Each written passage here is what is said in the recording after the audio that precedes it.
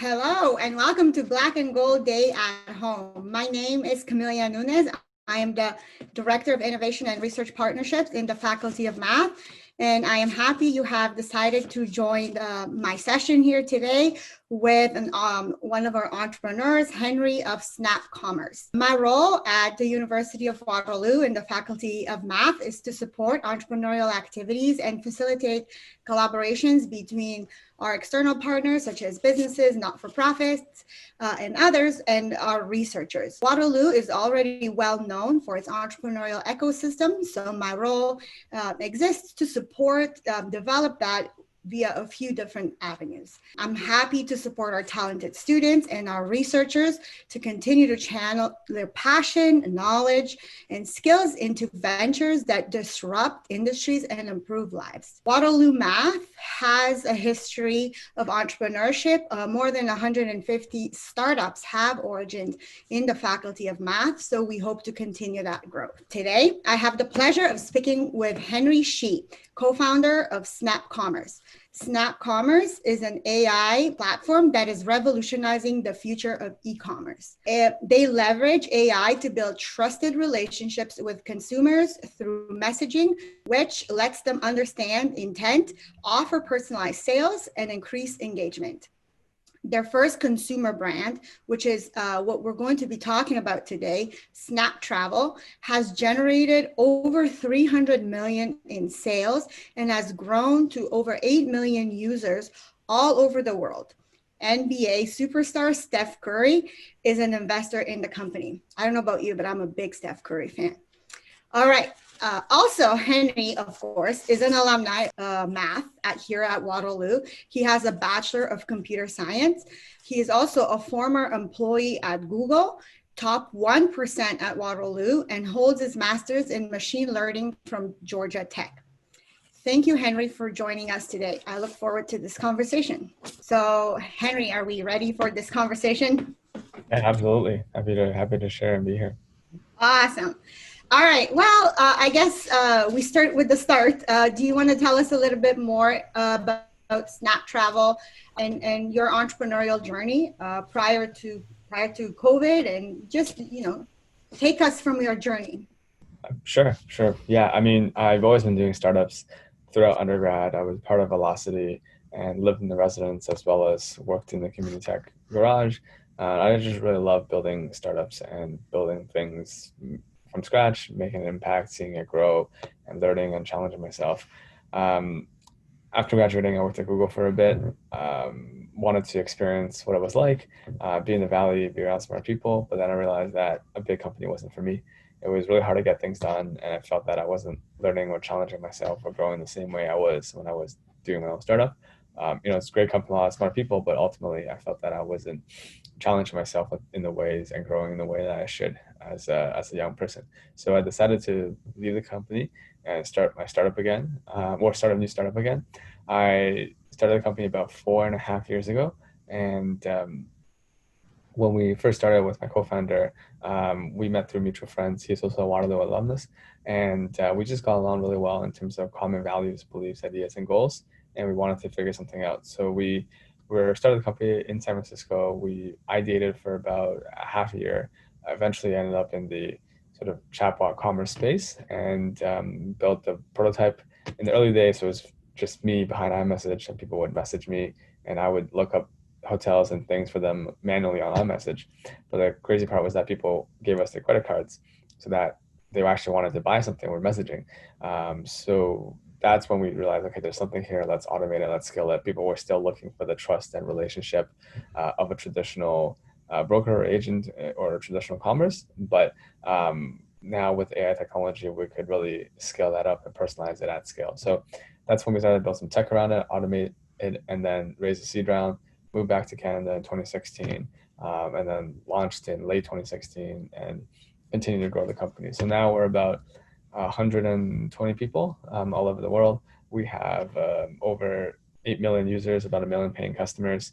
I've been growing over 100% year over year. And it's just been a really, really exciting, phenomenal journey. Wow, that is phenomenal. Congratulations. No small feat. I have a question actually related to something you mentioned earlier because this is something that a lot of our students are faced with, right? You mentioned that you worked at Google for a while, and then you realized that working at a big company is not something that was for you. What advice would you give students in relationship to that? Because when you're finishing up your undergrad and you're faced with, do I take this well-paid job at Google, or do I go the startup way where, as they say, it's there's not a lot of money involved at the beginning. Right. How do you what advice do you have for students in that respect? Like, do they take the job for a while, or is it better to start a company after, or what are your thoughts on that? Yeah, that's a good question. So I think I was really fortunate because I had a lot of different experiences during co-op. So a co-op is a great way to try and see what you like. And for me, I got a chance to work at a startup and actually a couple startups. And that's really when I really realized I love doing startups. So I did the Next 36 for one of my co-ops. I also worked at a startup, a YC startup that just came out of YC when there were 10 people. I worked there on a co-op term, and I got to see it grow. And that experience, I think, was really transformative and informative in terms of helping me realize what I wanted to do. So definitely co-op is a great way to try and get that experience and see what it's like. In terms of like full time, it definitely is a very interesting and tough question because on one hand, having that credibility, having that experience, having that network really does help. But then on the other hand, it really depends on what you want to do in terms of your own goals, personal development, and everything. So for me, I think one of the riskiest things was getting complacent because it is a comfortable life. You get free food and benefits and all these great things, and you don't have to work that hard. Um, I think for me, I was just making sure that I wasn't going to get complacent. And I actually wrote a letter to myself um, when I started, reminding me to not be complacent and kind of keep the eventual goal in mind and not sort of ease into that lifestyle or get complacent in that lifestyle. Wow, that's amazing. A letter to yourself. That's cool. All right. So what I heard was encouraging students to try a co-op at a startup to experience that life. Is that right? I think just try lots of things in co-op. Like I did my own startup. I worked at a startup. I worked at a bank. I worked at a startup within a big company. Um, so all sorts of experiences to help you figure out what you wanted to do. Okay. Awesome. All right. Well, thanks for that insight. It's something that a lot of our students are faced with when they're getting close to graduation. So it's always good to get the input of alumni who've been through that. So thank you. Yeah. Back to your company. You say that coronavirus hit Snap Travel in a dramatic way. Can you share some of the ways that your company was impacted with our audience today? Sure, sure. Well, we were having our record month in growth prior to COVID.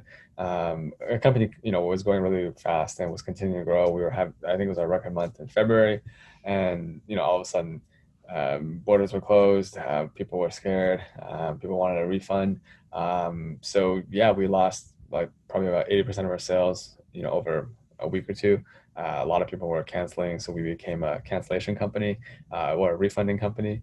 So yeah, it was definitely pretty drastic, and also nobody knew how long it was going to last, whether it was going to trigger a Great Depression, or was it going to be sustained. So yeah, it was very different, and we had to shift from a hyper growth company into sort of a profitable company within a very short amount of time. How is this impact unique for venture-backed companies, would you say? Yeah, I think for venture-backed companies, it's interesting because venture-backed companies typically always focus on growth and especially hypergrowth. And I think for them or for us, I guess, growth is the most important thing, and profit is not. So you rather invest your profits, if any, into growth. And a lot of venture companies also rely on longer LTV payback times, so that you might have a 2-3 year payback window, and I think that's really tricky because you're front loading all of your spend in the hopes of making a lot of money in the future. And I mean that's generally how venture works. The issue is when you're front loading a lot of the spend, but the future may not hold out, and you have people who are canceling, then you're really in a pretty tough squeeze. So I think it's especially bad for venture, or especially worse for venture companies because of this front loading effect and the longer payback cycles. Whereas traditional businesses may operate on a day to day or month by month, forecasting schedule for venture is very different. So I think that's why this is especially tricky or challenging to almost do a 180 for the shifting from growth to profit for venture companies. Just curious if you have any advice for companies that, startups, early stage, that are looking to raise money these days. Yeah, I mean, it's pretty crazy times. On one hand, it's definitely the outlook is unknown, but on the other hand, there's also still a lot of money going around. So yeah, in terms of fundraising, given the current climate, as you see with both public and private, and these mega rounds, I think it's raise as much money as early as possible, given your circumstances. And I think it helps you with more optionality, and you never know what's going to happen in the future. Awesome. All right. So let's get into the playbook that you created. So you've created a 10-step playbook for the startup community. So would you be able to walk us through the major steps that saw you back to profitability in 60 days, which is quite impressive? And to start things off, I think to set the context, we were always in growth and hyper growth mode. We were growing, over 100% year over year, and we're doing hundreds of millions of sales a year. And all of a sudden, this external shock comes in, and we have to shift growth to being profitable. So one of the first things was we put out the fires and remove distractions. Historically, we've always been a company that's trying to tackle a lot of different projects in terms of growth, and we had our North Stars aligned on revenue and growth, et cetera, et cetera. So with that came a lot of different projects, some core, some exploratory, but we then realized that in this short to immediate term, we shouldn't focus on trying to doing so many things at once. We should really focus on the things that's going to make the biggest difference, and that's starting with handling customer cancellations or customer refunds when the hotels closed. A lot of hotels were closed, and they wanted a refund even though the room was not non-refundable. So we really had to build new processes to handle that immediate burning fire and make sure that our customers were taken care of and that we weren't bleeding money from from refunds and not getting refunded by the hotel, et cetera, et cetera. So really focusing on the short-term, medium-term, removing distractions. And we even shifted some of our working processes from a 2-week sprint process, which is a little bit more rigid, to Kanban war room style, where everybody just got together cross-functionally and focused on the most important things. So step 2 is setting a clear direction for the company. So we made it very, very, very clear to everybody that everything we work on should have a immediate standalone EBITDA positive effect in the short term. So that means that anything that didn't help drive profit would be deprioritized in the short term. And we did that because we want to make sure everybody was focused on the number one priority. And we went through every single line item and project to make sure that is this going to drive profits in the short term, and is the impact worth the effort. So I think this really helped us give everybody clarity. So instead of trying to do all these things, we made sure that everybody thought about the EBITDA impact when they were talking about their projects. Step 3 is sort of the hardest part, which is the payroll. So unfortunately, when you have a drastic decrease in bookings and reduced number of projects, it meant that we had to reduce our headcount. It was a pretty hard decision from a personal perspective, and we were a pretty tight-knit team. But from a business perspective, it was the right decision, and I think everybody understood that, given the circumstances.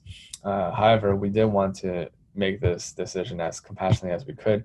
We want to make sure that we only do it once. One of the worst things to do is to trickle and bleed people, like one person or 2 people at a time. So we want to make sure that we would do it once, and that was the only time we would let people go. And that way there wasn't sort of a fear or linger or anything like that. And then we also doubled the severance payment, extended the benefits timeline, and also removed the 1-year cliff for vesting for those who were impacted. And then we also dropped our own salaries to be the lowest paid employees, but we didn't drop anybody else's salaries. We also put on a hiring freeze and a salary freeze for that time. Again, a really tough decision, but the right decision, and we made sure to take care of the people who were impacted and only do it once, so that way we can go forward without sort of concern. Why did you think it was important to do that? To take a pay cut yourselves, but not everybody else in the company? I think for ourselves, it was just to sort of sign of commitment to everybody else. And that, I mean, we were never paying ourselves that much, but I think this really made it clear that we were in it together, just to lead by example and in it together. And in terms of other people's salaries, we did the math, and dropping salaries wouldn't actually affect that much. And I think it was just better for the people who are staying to show that commitment. You can go to the next step 4, I guess. Right. We were at.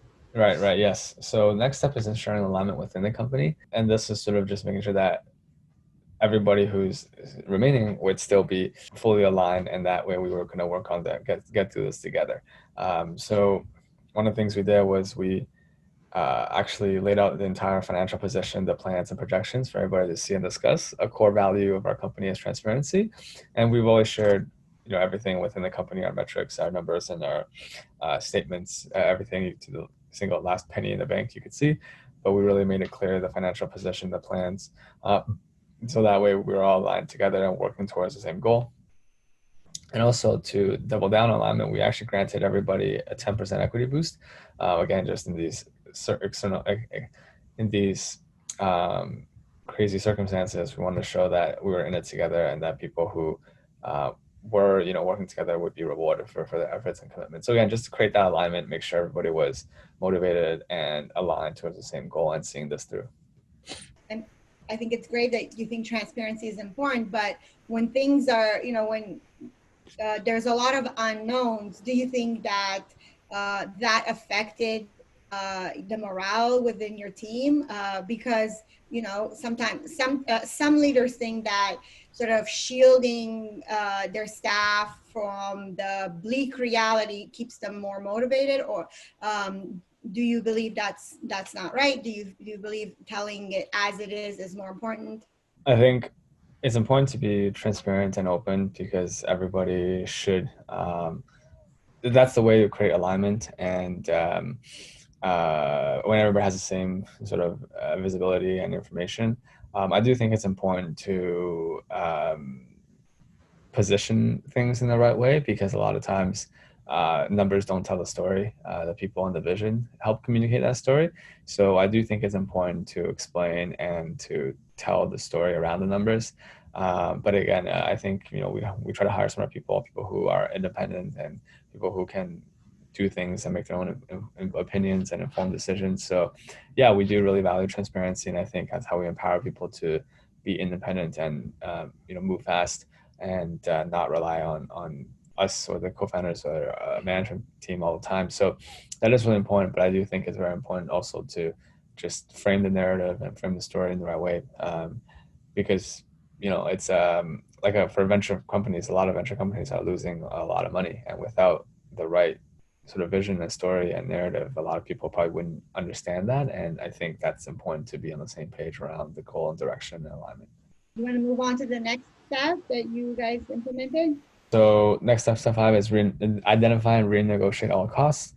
So we had our finance team bring out a list of all the single cost items from different vendors, and we assign owners to each one. We just made sure that everyone would own and try to improve and reduce costs, whether that meant talking to the vendor or reducing our own spend, et cetera. But that's we went line by line on all the costs and to get benefits where we could.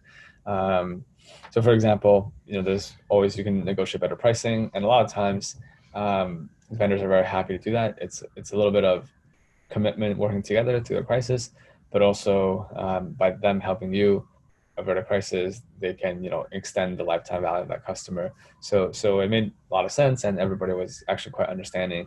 For example, we had fees drop from $60K a year to $20K a year, We had legal fees that was 60% off, et cetera, et cetera. So all these things really adds up. Another thing you can do is changing your usage. A lot of times we use things inefficiently or ineffectively, and by reducing the number of API calls or active users or data stored, we can really save from usage that we weren't benefiting from. And then lastly is just also canceling software. A lot of things were nice to have and didn't really use, and we could cancel it. So yeah, just going through line by line, assigning owners and making sure that we negotiated each line item, and then having finance team track and follow through, and then celebrating the wins for that. That's awesome. I'm just curious because I guess everybody during this time was struggling and was trying to keep is trying to keep their business in business. Was renegotiating some of these prices with them additionally challenging, or did you find people were understanding, or how? I'm wondering how negotiation of this stuff goes during a pandemic where everybody's kind of trying to survive. Yeah. I think it was actually quite straightforward, and actually everybody was very supportive, because a lot of these SaaS companies, I think software companies, weren't affected as much. I mean, they definitely were affected, but because it's a recurring revenue, they definitely weren't affected as much. And it's also a good business decision for them, because if they don't do it, a lot of companies would have went out of business, so they would have got nothing in the future. So it's actually quite a good I think they were very supportive, and a lot of them were very understanding, and it was the right long-term business decision. That's awesome. Okay, well, we're at step 6. You want to talk about that? Yeah. So step 6 is sort of improving performance marketing. So a lot of companies spend a lot of money on marketing, and we evaluate each channel to make sure that we're standalone contribution positive. So basically it meant that for every dollar invested, we would, on a contribution basis, so revenue minus the ad spend, still profitable. Some channels meant we had to turn them off altogether. Some of them meant we just could tweak the how we marketed, and our AI was able to adjust for that. So that was very, very good. But ultimately, it's just making sure that your marketing was very, very performant and standalone profitable. And then step 7 was adapting the product to a new world. So in a post-COVID world, customers had different requirements and different considerations, and we brought a squad together, product manager, UX designer, and engineers, to work specifically on COVID features. And that was sort of using both quantitative and qualitative data to make sure that we were catering to the new world and the post-COVID travel. So for example, we added things like clear, transparent cancellation policies, because people were hesitant to book things that were non-refundable or wanted more flexibility in what they could book. And then we also focused the product on more spontaneous bookings, like drive-by destinations and trips and last-minute travel. We added COVID messaging and notifications so that we could people were aware that, hey, this is post-COVID and book, but things might change, and you should check with your local health authority. And then for customers who were nervous, we encourage them to chat with a live agent to get over that, I guess, nervousness or hesitation. And lastly, we catered to more business and essential worker travel use cases, because a lot of people who were traveling at that time were business and essential workers. So we helped cater the product to their needs.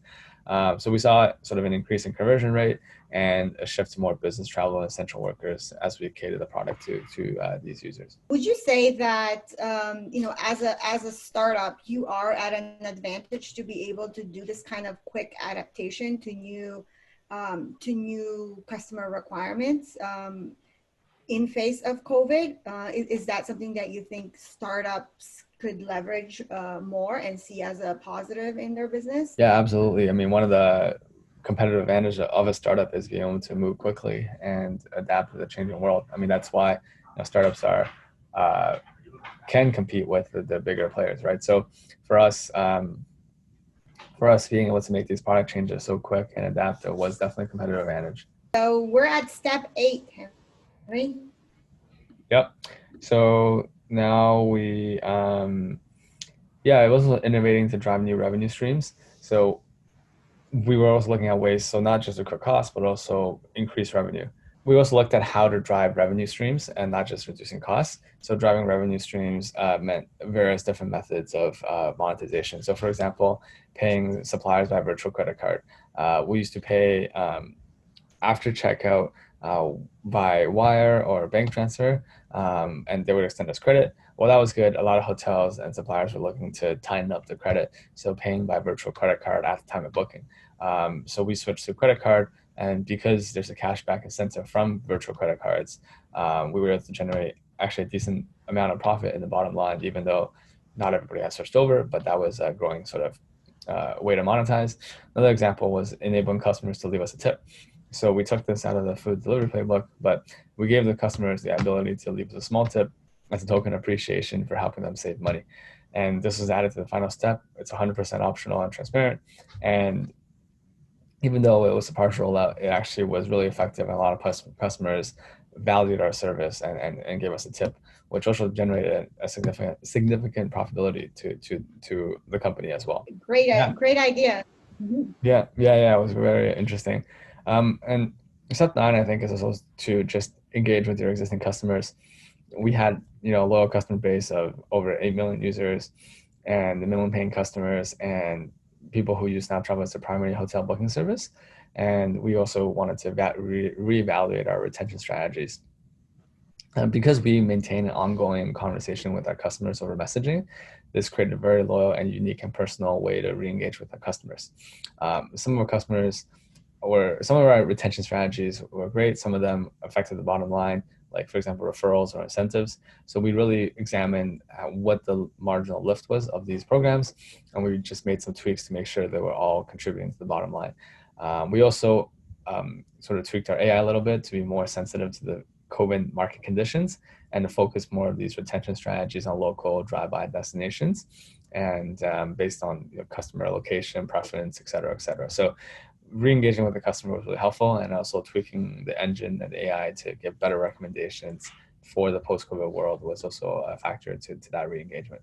A lot of creativity I see went on at your company to deal with this unprecedented situation for everybody. Yeah, and I also think it was just a matter of focus as well, just being able to focus on things that matter the most and the most important things. And yeah, last step is maintaining a strong cash position. I think a lot of people say having cash is great, gives you optionality, and I think cash is really king during difficult times. We've always maintained a very strong cash position. Our business was always generating positive cash flows, and we never touched our customer money or deposits. A lot of companies operate off those funds, and that was the reason why they got into trouble or a liquidity crisis or had to go bankrupt, is because they used customer money. We never did that, and we always had positive, strong cash position. So that's how we were able to really have the optionality and handle the crisis, because we had that strong position. Thank you so much for sharing this, and I think the 10 steps that you've shared are pretty straightforward and applicable to many businesses. I do have a question, sort of, had you not taken these actions that you spoke about, what would have been some of the sort of damages that you think you would have seen, or would you have been able to come out of this crisis as a winner? Yeah, I think it would have been really tricky because without shifting to profitability, we were burning decent amount of money before COVID, and nobody knew what the market conditions or fundraising climate were going to be like. And on top of that, even if you could raise money, it probably wouldn't be at good terms because of you didn't have the numbers or wouldn't have the optionality. So I think giving us this optionality was really great, and it allowed us to actually be even more aggressive coming out of COVID, because now not only are we profitable, but we're much bigger than our previous record. So we've grown a lot since February, our previous highs, and we're profitable. So that really gives us a very strong strong position to think bigger, be more aggressive, grow faster. We're looking at acquiring some of our other companies. We're looking at much bigger vision in terms of multi-vertical commerce. So I think that really helped us be in a much better, stronger position. What are some of the new opportunities that you discovered during this situation? Are there, if any? I mean, is there has this situation that we've all lived through for the past 6 months or so, has it opened up new doors or new possibilities that your company might explore? Yeah, absolutely. So, one is we're looking at M&A as a strategy to buy some of the assets of companies who unfortunately didn't do so well out of COVID, right? It's a great time to get a lot of great deals, or sort of say. Um, we're looking at expanding to other markets. We've just launched in Europe and non-English locales, and that's been growing as the world sort of slowly opens up. We're looking at other verticals outside of hotels and even outside of travel as we expand the SnapCommerce sort of engine or vision, sorry, we can apply the same sort of relationship-based commerce over hotels to other verticals like flights, cars, events, tickets. And we, been growing our flight business and looking at some other non-travel businesses as well, like tickets and events, et cetera, et cetera. So yeah, it's definitely given us a lot of new opportunities and potential things that we could do. Your business has come out stronger out of all of this. Maybe you want to tell us, two of the main ways that you think your business is now stronger than it was before COVID and all of the measures that you've taken? One is just being bigger revenue, and one is being profitable. So both ends, on the top line and the bottom line, we've been much stronger. So yeah, I do think that's the, I mean, those are the key points. That's amazing. And would you say that how has all of this affected your team, like the staff members in your company? Has the culture changed? What Yeah, are yeah. So for us, I think it really let us focus and really focus on the things that matter, and also made us realize that we can actually do a lot more with less. And I think that was a good realization that we didn't need to do all these projects, or we didn't need to um, tackle so many things at once. And I think also really realize that we're really good at operating a business. We can really set goals, set targets, set the direction, and really execute and move fast. So I think overall it was a good learning from the team, and a good realization on that front. awesome? Before we go to audience questions, is there anything else that you would like to add? I think it was definitely an interesting experience, and we want to thank everybody in the company and the team for working on this together. It was definitely a team effort across the entire company, across the entire departments. So definitely a team effort. The blog post is available on Medium if you want to read it. There's also a Fast Company article if you're curious about that. So overall, yeah, it was a very unique experience, and I think we were really fortunate and to come out of it stronger and to be in a really good position. So how has COVID affected Snap Travel's business planning, given the massive reduction on travel? So I think in the short term, nobody knew what was going to happen. So we planned for a very low forecast. And in fact, a lot of companies just didn't forecast because it was very, very hard to predict. But I would also say that as the economy opened up, and I think as I guess also as Americans, I guess didn't really care about COVID, travel was actually not as affected as many people think. So for our customers, which is mostly American travelers, they're still traveling a lot. There are hotels that are full, and there are hotels that are obviously empty still, but it's quite a different dynamic there. So for us, it's about how do we make sure our AI engine can target the right supply and demand and find travel wherever it's happening. So yeah, we have a much better sense now of the forecast, but it was definitely very hard in the beginning. In the beginning of the pandemic, it wasn't clear how severe it would be.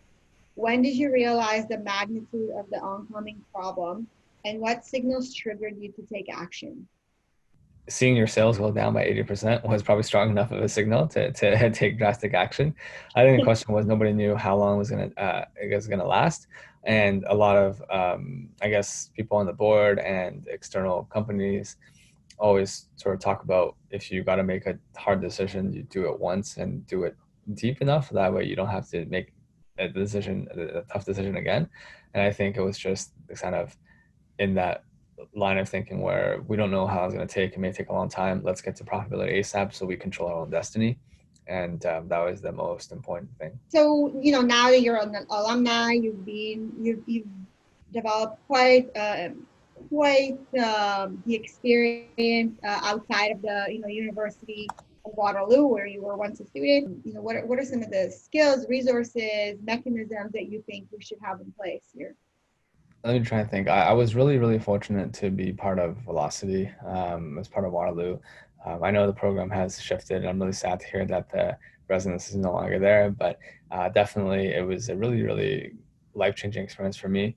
I think part of it was just being part of that community and being around like-minded people who are really driven. And part of it too was really seeing the successes, like seeing, Kick and Pebble and these companies who weren't that different from you as a student, and kind of building that and building such an incredible business. So I think having that inspiration and or aspiration was really helpful, and having that community was really, really helpful. Um, I think the university continues to do a good job with supporting students in that regard, with sort of the on-campus events, off-campus events, and activities, but things like that I think really go a long way. I also think the community is great. Um, it really kind of helps and supports each other. And I think it's not like any other community, even sort of the Toronto startup scene isn't like that. And I think that really that bond and camaraderie is really, really helpful. I don't know what it's like today, but definitely when I was studying that was really great. What else? Yeah, VVF was great. The venture funding, having some early funding was helpful. Um, I don't know what the status of that is right now, but some for a student, 25K goes a long way, and it really pushes people over the edge of, hey, should I do this, and should I really give it a go? And it's not a lot of money looking back, but it definitely is at that time, and it really helps go a long way. So I think, yeah, all these programs to support and encourage innovation, entrepreneurship really helps, but I think the community is what really was really different for me, that everybody was helping each other and pushing each other, and having people ahead of you who you can look up to and aspire to be was really, really helpful. Can Henry expand on SnapCommerce? Is it new as opposed to Snap Travel? Snap Travel was the first brand, consumer brand of the bigger vision of changing commerce. So what we built is a two-way relationship-driven commerce using AI. So we build relationships with our customers over messaging, SMS, Messenger, voice. And because of these relationships, we can offer personalized offers, recommendations, pricing at scale using AI. So that's kind of the bigger vision. And it actually is extendable beyond just hotels and travel. So things like other industries that traditionally had an agent or broker, we can really replace and automate that with AI and build that relationship, right? So you think of things like tickets, like events, uh, cars, insurance, all these things that could be used. So that's a much, much bigger vision, starting with hotels and travel, but expanding beyond that. When you speak about finding co-founders, what are some of the qualities that you look at as you're trying to start a company? Yeah, that's a very good question. And I think co-founders are one of the most, if not the most important parts of building a startup, because, ideas change, companies change, and the team changes, but ultimately the co-founders stay together and figure things out. So many companies were doing something completely different than what they were originally set out to do, but the team sticks together and figures that out. So co-founders are definitely very, very important in terms of what you look for. Yeah, I think it's tricky, but ultimately someone who you really work well with, and can really, I guess, get together and work well together. It's kind of like getting married almost, where really have to make sure it's compatible, and you have the same sort of vision and outlook, and you can complement each other's strengths and weaknesses. Yeah, and I think one other thing I learned, or I learned to appreciate more recently, is as a founder, you always have to reinvent yourself, because what you were doing, 2 years ago or a year ago or 5 years ago is very different than what you're doing today. And someone who's able to constantly reinvent themselves and adapt to new challenges and grow and learn is also really, really. So, your company is an AI company. You yourself have a background in computer science. I'm wondering, we talk a lot about the future of work and the talents that companies are looking for. What are the types of things that you look for when you hire for your company? It really depends on the team and the hiring manager, and obviously there's different requirements for engineering or product or design or business or finance or whatever. But I think overall there's a couple of things. One is the competencies. So for each role, we outline exactly what the expected outcomes are and the competencies for those outcomes. And that way it makes it really clear what's required of the person in that role and that they're set up for success. Because the worst thing is hiring somebody who doesn't know what they're supposed to do or what they're supposed to be held accountable to, right? So really clearing that goal up front to making it clear with the candidate really helps with that. And then the competencies to support those goals. So for example, if you're going to be a data analyst, you probably need to be very good at SQL. If you want to be a designer, you probably really need to be really good at design or UX. So really aligning the competencies and making sure the candidate has those competencies and can achieve those outcomes. Following that, that's the sort of the hard skills. There's also the cultural value alignment. And we talk more about values in the sense of what are our core values as a company and how do they align to that. So for example, things like thinking big, moving fast, data driven, open and transparent, those are all things that we look for in terms of values and make sure that people are aligned to those values. On that note, I think we're getting to the end of this event. So I wanted to thank you, Henry, one more time for being here today and sharing your story.